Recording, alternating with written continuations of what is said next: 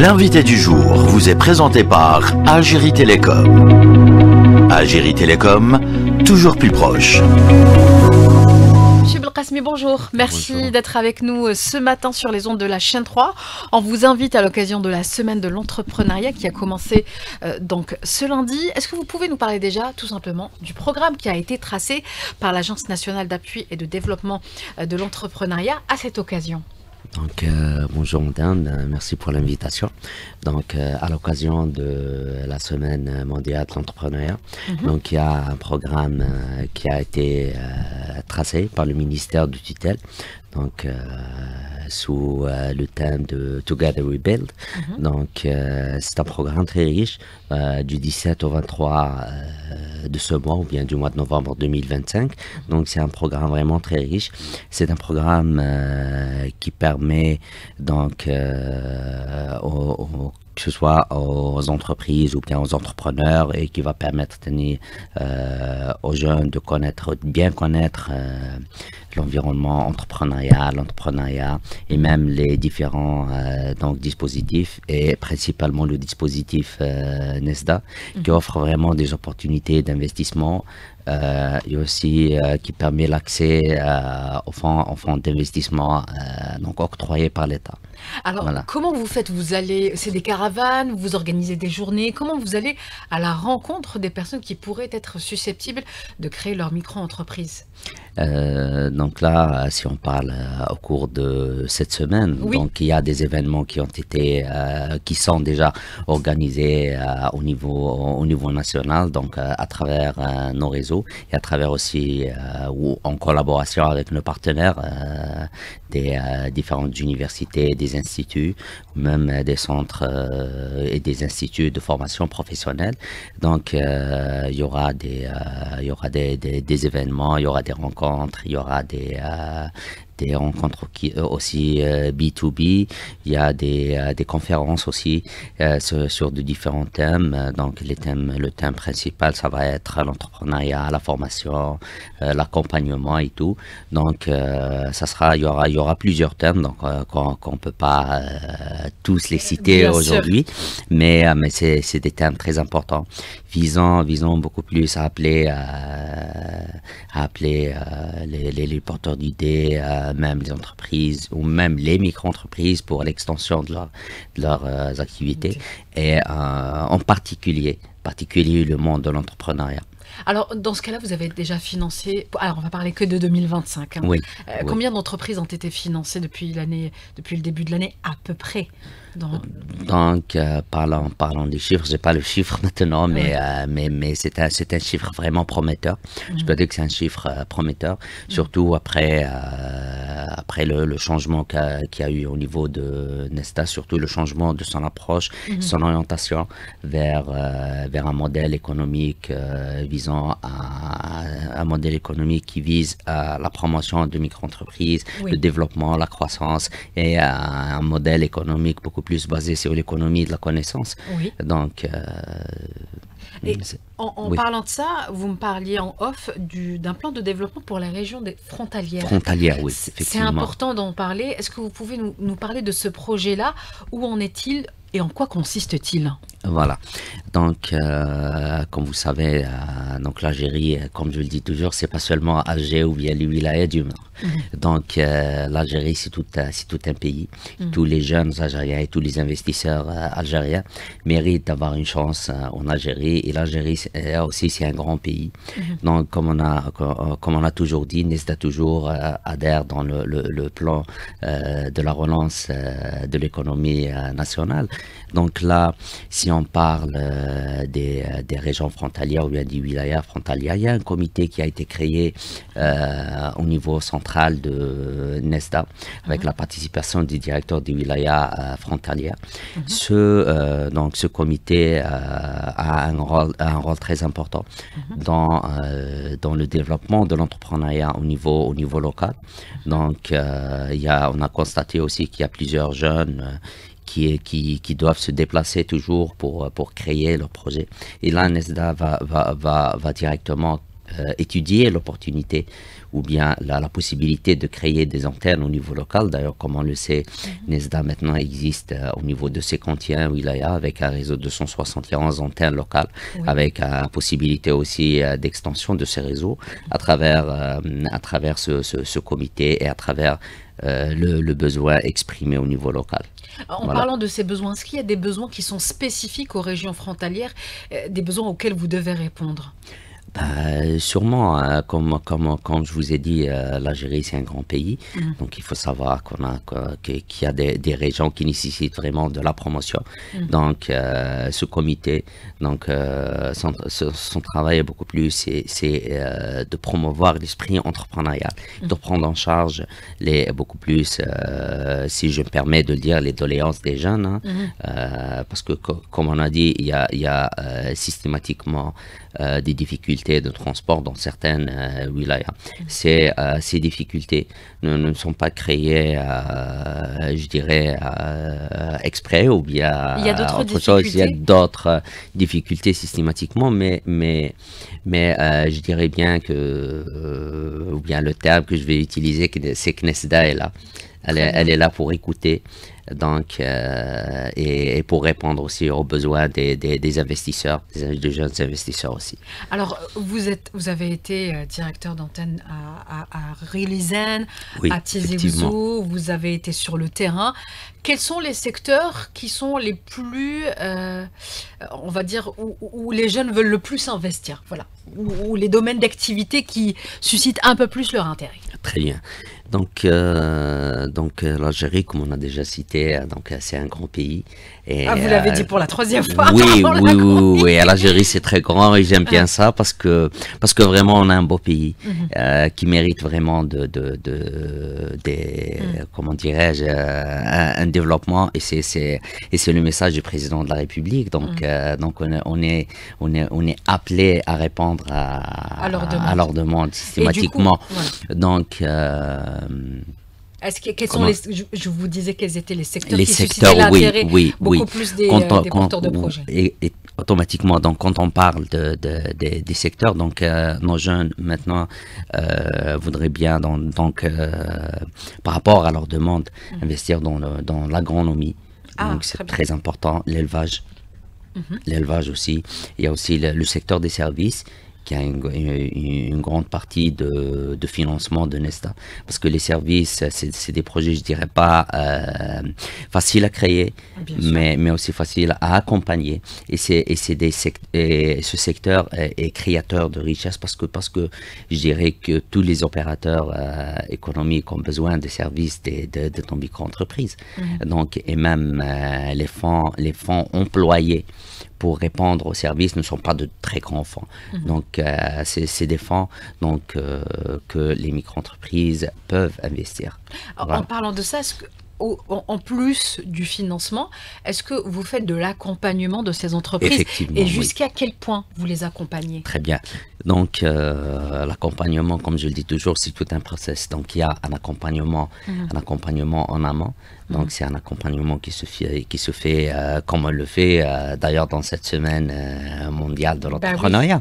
Donc, s'il y a un jeune qui a, par exemple, une idée ou bien je sais pas, un employé aussi, parce qu'il faut pas oublier que les dispositifs Nesda a évolué. Ce n'est plus l'ancienne approche où le jeune doit être chômeur, mais même un employé qui a déjà son poste d'emploi, il peut avoir son congé pour la création de la micro-entreprise. Il y a aussi des entreprises ou bien des micro-entreprises qui sont déjà créées et qui travaillent ou bien actives sur le terrain, de faire l'extension de leurs activités à travers le dispositif. Et vous êtes là pour les soutenir? Comment vous les soutenez? Donc pour ce soutien, on a donc des avantages fiscaux, et il y a des avantages financiers, et il y a même des avantages indirects que je vais citer par la suite. C'est toujours dans le cadre des avantages. Comme on a dit, il y a l'accompagnement en amont, donc à travers la sensibilisation et la formation. Par exemple, on a des formations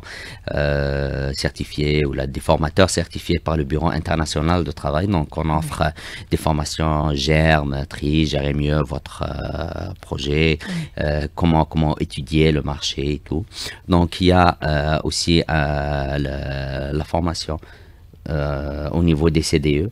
Ça, les CDE, c'est les centres de développement de l'entrepreneuriat. Très bien. Donc ça, c'est un accompagnement aussi en amont, même si la formation au niveau du CDE, c'est une condition pour que le promoteur accède au dispositif Nesta. Oui. Donc c'est là où se décroche le process, puisque il y a à la fin de la formation au niveau du CDE, il y a une attestation de formation en entrepreneuriat. Et cette attestation est nécessaire pour la création d'une micro-entreprise dans le cadre du dispositif Nesta. Donc ça c'est par rapport aux mesures d'accompagnement. Donc on a après l'accompagnement, là vient le process de création de la micro-entreprise, donc le dépôt de dossier et vous êtes présent avec eux. Oui.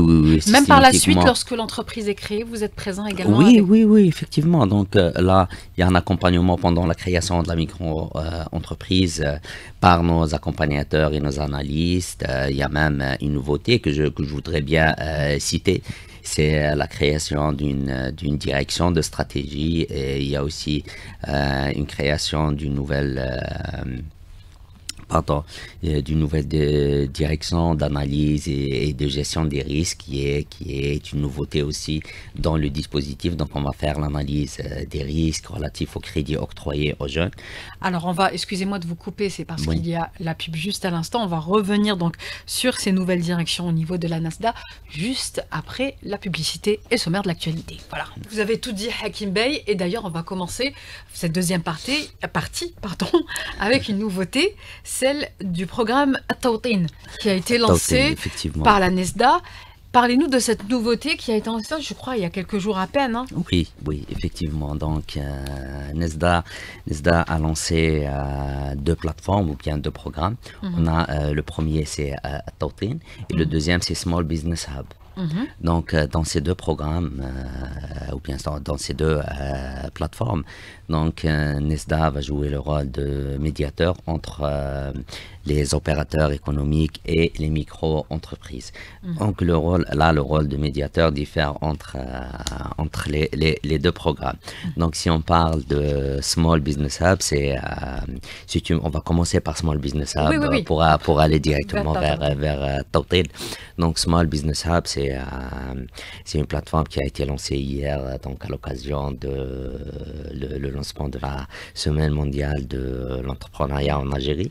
Donc, c'est une plateforme qui permet de créer un lien. Donc, c'est une plateforme de sous-traitance qui permet de créer un lien entre les micro-entreprises et les grands opérateurs économiques, ou bien les opérateurs économiques.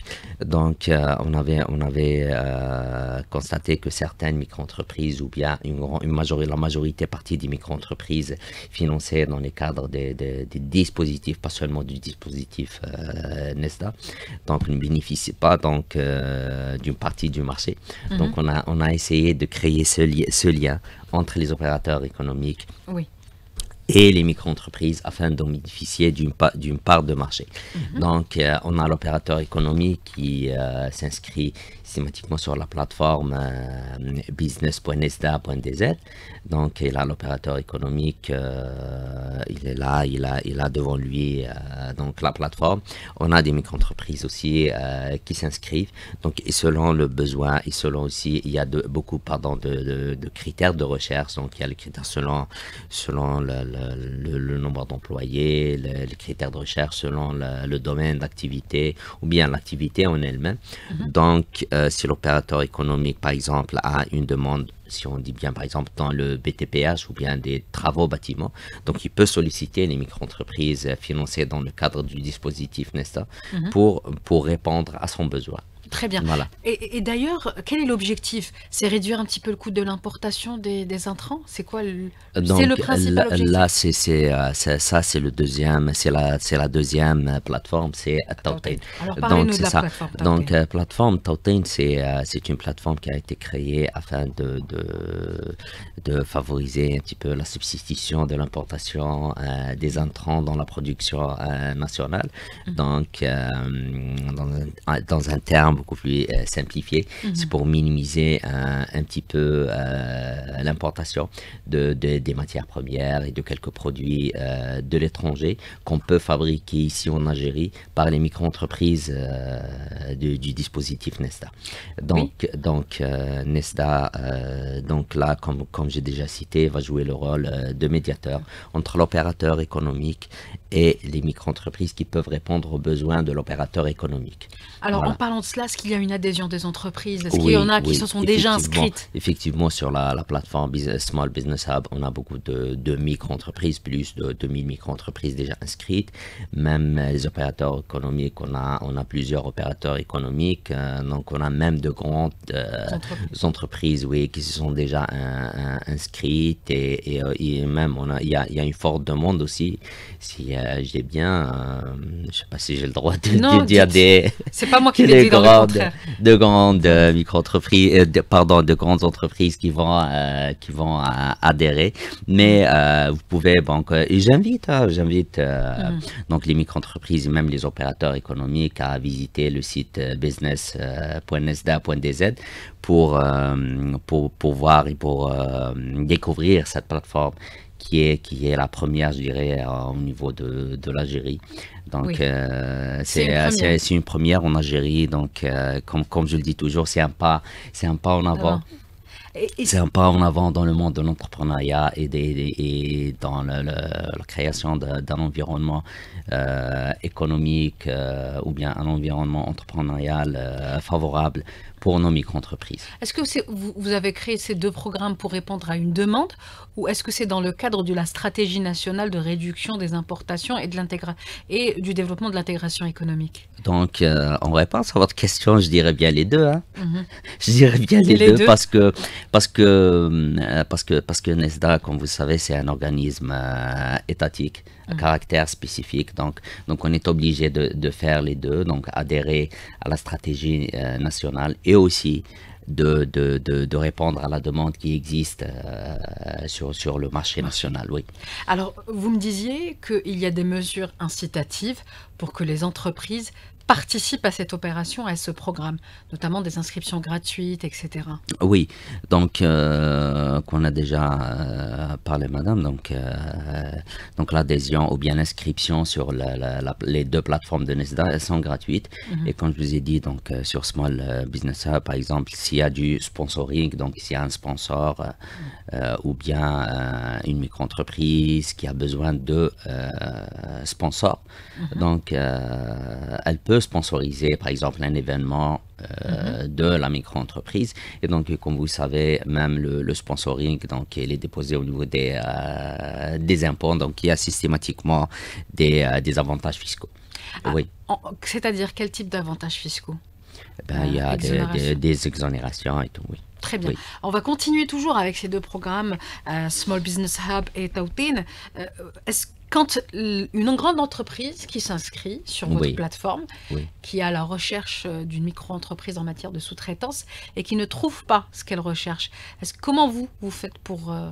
est-ce que ça vous encourage à motiver les créateurs d'entreprises dans ce domaine-là? C'est quoi vos réponses? Oui, donc le dispositif NETA, c'est un dispositif de création et d'extension de micro-entreprises selon le besoin existant sur le marché algérien. Donc, s'il y a un opérateur économique qui exprime son besoin, par exemple, à une certaine activité dont nous n'avons pas, par exemple, des micro-entreprises déjà existantes, donc Nesda de créer des micro-entreprises dans le domaine. Et comme vous savez, on a toujours une banque d'informations ou bien une base de données des projets au niveau des CDE, de la formation professionnelle, des CDE existants au niveau de l'université. Donc, à travers cette base de données, on peut financer ou accélérer, je dirais bien, l'accompagnement et le financement de ces micro-entreprises et de ces idées. Alors, Voilà. quand vous faites le lien et la médiation, l'intermédiaire entre les grandes entreprises et les micro-entreprises, est-ce que vous faites le suivi? Est-ce que vous suivez leur collaboration? Vous me parlez d'une certaine certification. Oui, dans le programme Tawtin, à la fin du process, il y a un certificat qui est délivré pour l'opérateur économique et pour la micro-entreprise. Il y a toujours un suivi, puisque, comme je vous ai toujours dit, donc Nesda, c'est un organisme d'accompagnement. Donc l'accompagnement, il se fait en amont et pendant et même après la réalisation de toute action. En même temps, le suivi, c'est très important. Ça va permettre à Nesda toujours d'étudier l'impact. L'impact de son dispositif, l'impact de ses actions au niveau national. Donc c'est important de faire ce suivi, et le suivi, il est toujours assuré, même pour ces deux programmes, ou même il y a toujours un suivi pour les projets, parce qu'il y a toujours cette question qui se pose: est-ce que vous avez un suivi après le financement des micro-entreprises? Le suivi existe toujours. Il y a même un programme qui est tracé dès la réception des équipements. Il y a un programme qui est tracé, c'est un programme pendant la première année, qui se fait par 3 visites. Et après ces 3 visites, donc on a la 3e visite, c'est la visite annuelle. Donc chaque année, la micro-entreprise, elle est visitée par nos agents, afin de voir la micro-entreprise. Si elle a des problèmes, on peut l'accompagner. Si la micro-entreprise, par exemple, souffre d'un déficit, par exemple, financier en matière de fonds de roulement, donc on peut l'inviter, par nos services, par le biais de nos services, afin de bénéficier du crédit d'exploitation. Parce que là, Nesda ne finance pas seulement la création et l'extension de la micro-entreprise, mais finance même une partie du fonds de roulement, ou bien le fonds de roulement à hauteur d'1 million de dinars. En fait, vous lâchez pas les créateurs d'entreprises dès qu'ils créent leur entreprise dans la nature. Bien ils ne sont pas livrés à eux-mêmes, c'est ce que vous me dites. Oui, bien sûr, madame. Donc nous, on finance la micro-entreprise, il y a le suivi de la micro-entreprise, même l'extension, même si c'est un droit de la micro-entreprise, mais c'est une mesure aussi d'accompagnement, c'est une mesure de suivi. Donc on a une micro-entreprise qui a été créée par le dispositif. Ici, elle répond aux critères ou bien aux conditions d'éligibilité à la phase d'extension. Elle peut bénéficier des mêmes avantages fiscaux et financiers de dispositifs. Voilà. Alors, avant de terminer cette émission, une dernière question. Vous m'avez précisé qu'il y a différence entre micro-entreprise et start-up. Oui, effectivement. Mais je voulais connaître votre participation, la participation de la Nesda à la 4e édition du Congrès africain des startups, qui se tient du 6 au 8 décembre. Comment la Nesda va participer à cet événement d'ampleur africaine? Il y aura plus de 200 exposants et investisseurs de tout le continent. Oui, donc pour cela, je dirais bien que Nesda a déjà financé quelques idées, des idées innovantes. Et quand on avait parlé de ça, je vous ai bien expliqué qu'il y a une différence entre micro-entreprise et start-up, et même les modalités d'accompagnement et de financement d'une micro-entreprise. Pardon. Et d'une start-up, ça diffère entre les deux. Donc là, Nesda va participer à travers un stand. Elle va participer aussi dans l'animation de quelques